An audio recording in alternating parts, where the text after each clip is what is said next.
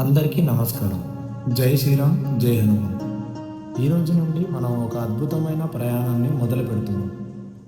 హనుమాన్ చాలీసా అందరికీ వచ్చు, కానీ దాని అసలు పవర్ ఏంటో తెలుసా? దాని అర్థం మన మనసుకి తెలిసినప్పుడు వచ్చే ధైర్యమే వేరు.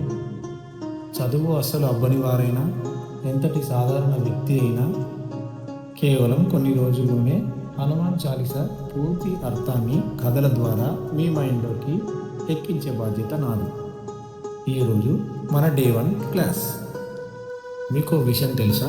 హనుమాన్ చాలీసాని ఒక అందమైన ప్రశాంతమైన ఆశ్రమంలో కూర్చొని రాయలేదు. దీనిని అక్బర్ చక్రవర్తి కాలంలో ఒక చీకటి జైల్లో బంధించబడి ఉన్న భక్తుడు తులసీదాస్ గారు రాశారు. ఆయన ఇది రాసి ముగించగానే వేలాది కోతుల సైన్యం అక్కడికి వచ్చి ఆ జైలుపై దాడి చేశారు.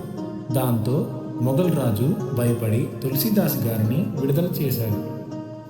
అంత పవర్ ఉంది ఈ చాలీసాలో.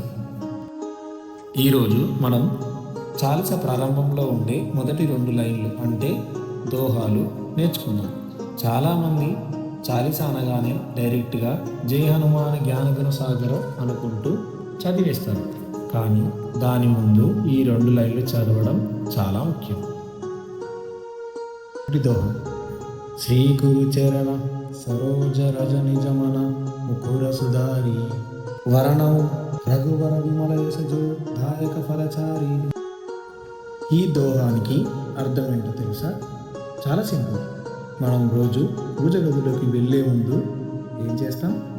కాళ్ళు కడుక్కుంటాం, ఇల్లు శుభ్రం చేసుకుంటాం కదా.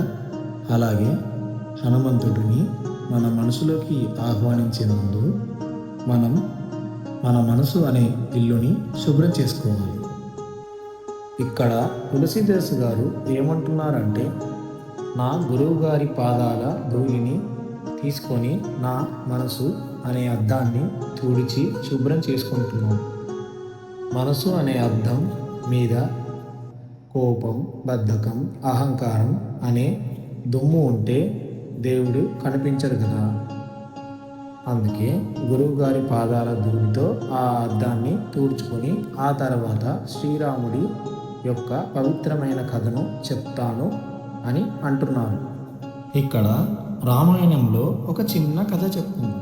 హనుమంతుడు అడవిలో శ్రీరాముడిని మొదటిసారి చూసినప్పుడు, నేను కొండలు ఎత్తేయగలను, లంకలు తగలబెట్టగలను అని అస్సలు గొప్పలు చెప్పుకోలేదు. ఆయన ఒక సాదాసీదా బ్రాహ్మణుడి రూపంలో మారి చాలా వినయంగా రాముడి పాదాలకు నమస్కరించాడు.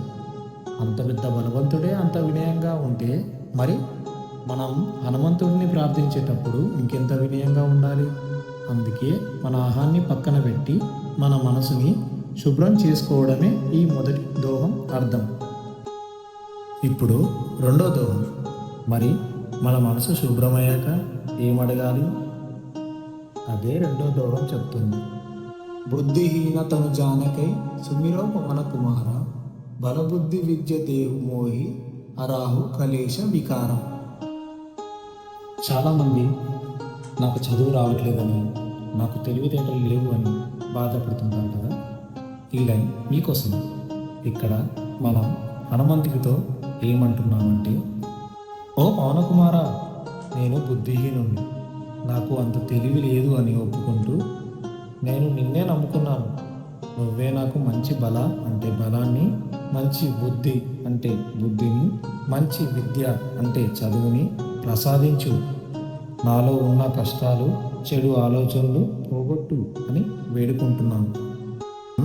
హనుమంతుడి ముందు మన తప్పులని ఒప్పుకొని చిన్న పిల్లాడిలా అడిగితే ఆయన మనకు కొండంత ధైర్యాన్ని, జ్ఞాపక శక్తిని ఇస్తాడు.